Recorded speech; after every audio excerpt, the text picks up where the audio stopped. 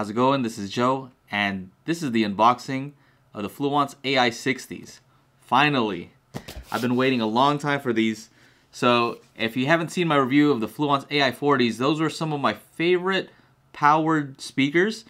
And yeah, you know, they kind of did like a soft release of the Ai60s, and a few people got them, and then they were out for a long time. Like, I would have to say maybe about 6 months. So finally they're here, and I'm excited about these because the Ai40s were a 5¼ inch woofer, and they got pretty low. They were using some DSP and all kinds of stuff to make it sound really good. And these are 6½ inch woofers, so they do a lot of different things. So we'll get into that in a second. Let's just get straight into it and start unboxing this thing. Do this.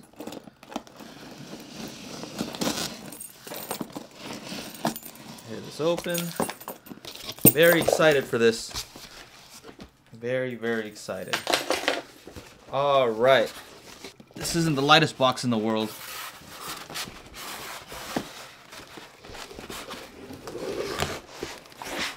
All right.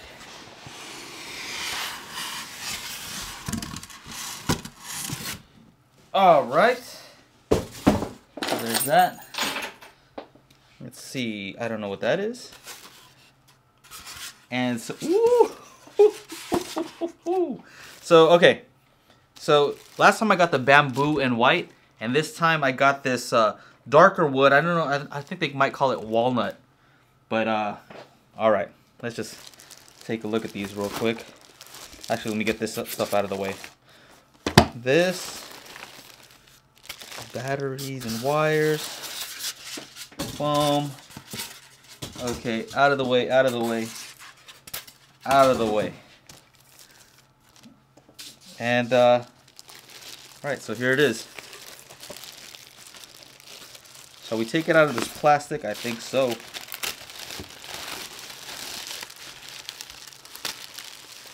You guys are seeing it before me.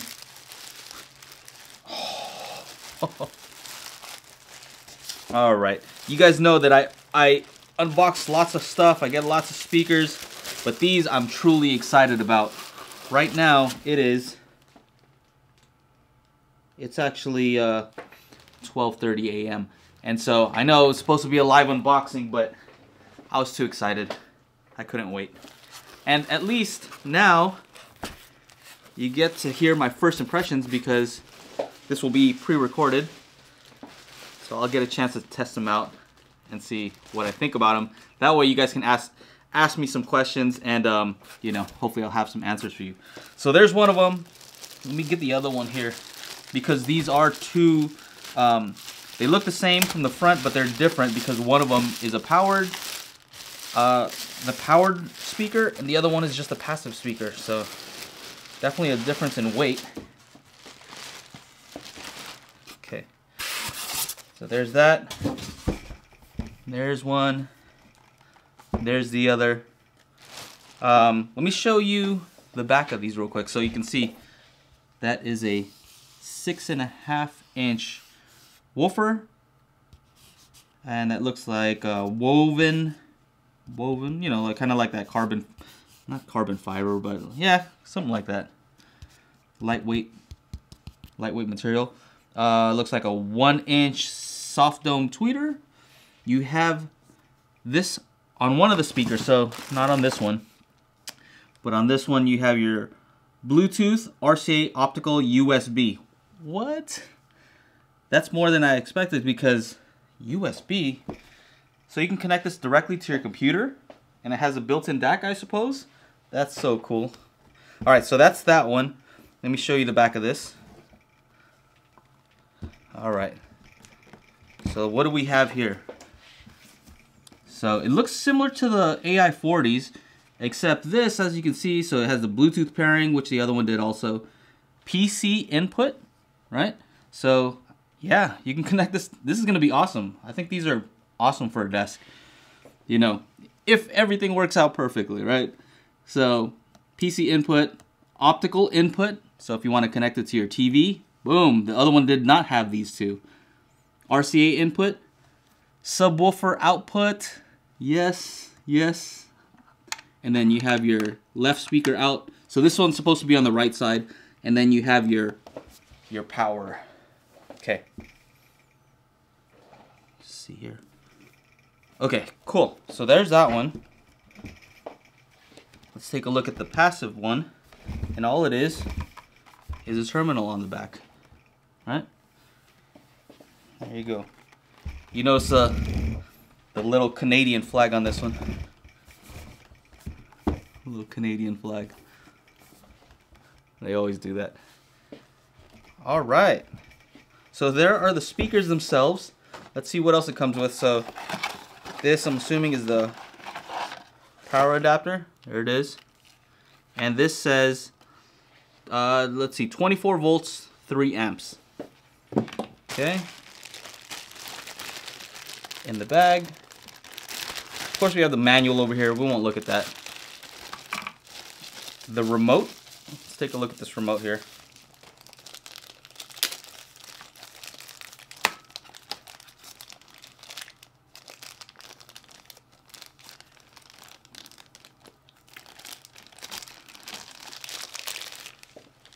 There's the remote. It feels a little different than the other one.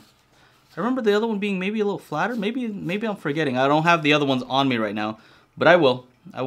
When you see the live stream of this, I'll have the other ones, hopefully. So you have your power, volume up, volume down, left, right, play, pause, mute, and then to change sources here, to change the brightness of the LED is this button, and then you got your treble up and down, bass up and down. Boom. Feels pretty nice. I love that it has a remote. That's so huge. Because if you have these connected to your TV, well, you got a remote to be able to change input sources and volume. And then they have their 3.5 to RCA cable. And so this looks like a pretty nice cable. Nothing too crazy, but a little bit thicker than some of the cheaper stuff that I've seen. And they have some speaker cable. I'm probably going to use some thicker cable. I'll probably use some, I have some 12 gauge cable that I've built over there, that I've made. And then you got your GM cell AAA batteries for the remote. So I'm going to go ahead and hook these up and let's see how they sound. Be right back. Let's move these Wharfdale Denton 85th anniversary out of the way. I love these speakers. Alright. And so, where's the right one? This one is right.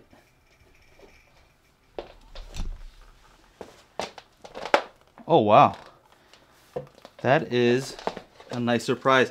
These are some speaker stands that I built. And these Fluance actually match it pretty well. I don't know if you can see that. They match pretty well, that wood. Awesome. Awesome, awesome, awesome. So the way I think I'm going to do it is I'm going to have my Chromecast audio streaming into my tube preamp. Or, sorry, it's a tube buffer. The Little Bear T7. And from there, it's going to go into here. I like that little tube buffer because it adds a little bit of a more rounded out sound to it. So that's all connected. Boom, boom, boom. Also, I forgot to mention that these are sealed like the AI40. So that's something that was very different about these. That gives it a tighter response. And what was surprising about the other ones was how much bass they were able to get out of it. And it was because they were using some kind of DSP to be able to enhance the bass response. Let's see how these 6.5s do.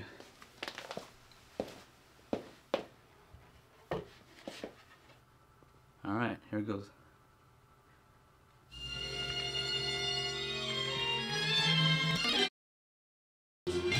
Alright, so I just noticed I'm hearing a little bit of compression in the mids, and I'm not sure exactly why that's happening.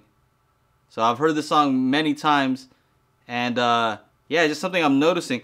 So let me just make sure that I have the volume all the way up. Okay, so I think it doesn't like my tube buffer. So let me try connecting directly from the Chromecast audio. Let me see if that makes a difference. On this 2 buffer that it says that you shouldn't connect it to Class D amps for whatever reason, and I wasn't sure why, but maybe this is the reason. I'm pretty sure there's a Class D amp, so we'll see.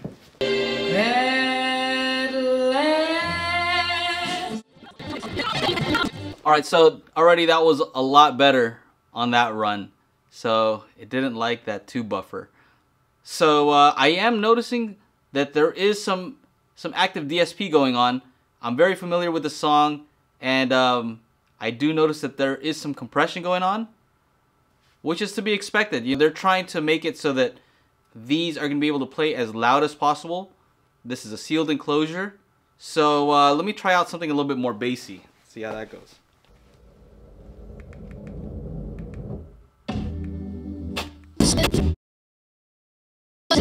Let me try a Bluetooth connection. So same thing, I'm noticing a lot of compression. Yeah, I wasn't really expecting that. And I was expecting to actually hit a little bit deeper than what I'm hearing right now, because the AI40s were so impressive with a 5 1/4.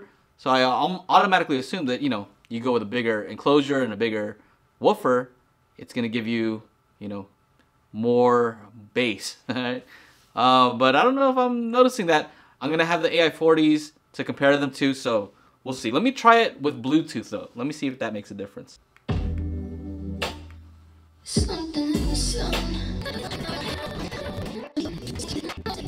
Alright, so I can already tell you that with Bluetooth, it sounds like it has more bass already, and I'm assuming that's because it's a digital connection instead of going analog through the RCAs and then going through their DSP.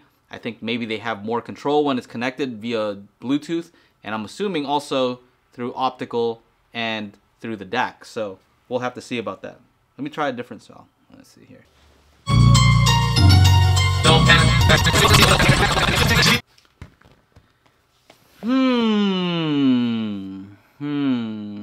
All right. There's something weird going on here, because it sounds like these are almost like underpowered. Like there's not enough power going to the speakers. I'm curious to see when I compare these to the AI40s. I feel like the AI40s could hit deeper than these. I don't know what's going on. I might have to talk to Fluance and see what's going on with these. Or maybe I'm just getting spoiled. Maybe I'm just spoiled because I've been hearing these really expensive speakers, like the Wharfdales were $899, and big 6.5 inch driver in a bigger cabinet. So maybe I'm just getting spoiled. I'm not sure. I think I'm gonna have to test these at my computer and see how they sound on the desk. All right. So don't panic. All right. So I'm reading this, which I should have done in the first place, and they say right here, break-in period. Our speakers have a butyl rubber ring surround. Break-in period allows the rubber to loosen and stretch, allowing the cone a larger range of movement, resulting in better sound reproduction. We recommend 10 to 12 hours of play at moderate volume to achieve this. So I wasn't a believer in break-in, but we'll see. I mean, this might be a good test because, I read some stuff on Audioholics saying that it didn't really matter, but Fluance themselves say that it matters. So I guess I'll let these play overnight and see what happens. Alright, so we're here at my desk, and normally I have these Wharfdale Diamond 11.1s here on my desk, and I really like those. And right now I have it connected to the FX Audio 2 buffer. So let's see how it sounds. So maybe it's just that other room it's a pretty big room. And so let's see how they sound near field. Let me just do some testing. One thing you can't deny is that they look pretty awesome. So let's see how it goes. Something in the sun or the air. It's like a totally different experience actually here near field. That's really weird. One thing I am noticing is I had a problem with the AI40s where it had some hiss near field, and with the RCAs only, not with Bluetooth. And right now, I am hearing just a little bit with this AI60s. So we'll see if that problem goes away if I connect it using the USB DAC. So I'm gonna have to do some testing with that, and I also can test out the optical because I'm not sure if I can. but I have my SMSL SK10 here acting as a DAC. So we're at 384 kilohertz. So yeah, everything looks good. Let me see what happens if I turn this down a little bit and just turn this up. So I do have these maxed out, so it could also be this tube buffer that's introducing noise. Let me see what happens if I turn this down. That's about as loud as I'd probably want to go, and actually it's not too bad. It's only when I have it cranked to max. Let's see. Let's see how loud this actually is. Okay, that's louder than I would ever wanted to play here on my desk, and it's like shaking my desk. That's a lot of bass. That's pretty awesome, actually. I'm curious to see how it sounds with the USB. Let me find something here. Alright, so I've bypassed the SMSL, the tube buffer, and I have it connected just USB from the speaker directly to my iMac here. So let me see what happens. Okay, so when I turn it up, it seems like it's a little less hiss. And this is all the way up. Like I wouldn't do this. So let's see how it sounds. Let me turn it to a reasonable volume.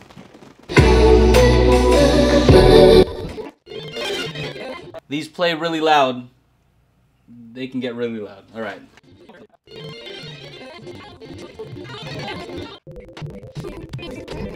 All right. So yeah, I still notice some compression when she starts to sing.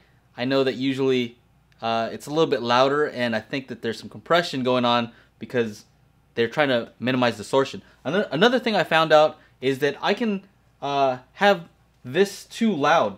So it doesn't like it if the input source is too loud, because if I have this turned all the way up, and if I have Tidal, the volume here on Tidal turned all the way up, I can get it to kind of distort even at lower volumes. So if I turn it down here, I can turn it up higher on the Fluance, and it doesn't cause that distortion. So something interesting to note, if you are noticing that on yours, maybe it's something where you have to turn down on your computer a little bit. So a little bit more testing here. Alright, so I can just tell you right now, it's pretty cool that the fact that it even has a built-in DAC, that's pretty awesome. What else can I say? The sound is very good. Right here, I don't know if it's just because of my desk, but yeah, it definitely sounds better here. We'll see what happens with the break-in. I'm gonna let them play overnight, and we'll see. So by then, I should be doing a live stream, and then you guys can ask me whatever you want to ask, and I'll be able to compare these with the AI40s by tomorrow. So we'll see what happens. If you're wondering how I do the break-in, I'm running some correlated pink noise through these, and I have this one wired out of phase, and what I'm going to do is I'm going to face them towards each other, and what that does is it makes it so the sounds cancel each other out. So let me see if I can show you that here. Okay, so this is pretty loud and annoying, but watch what happens when you face them towards each other.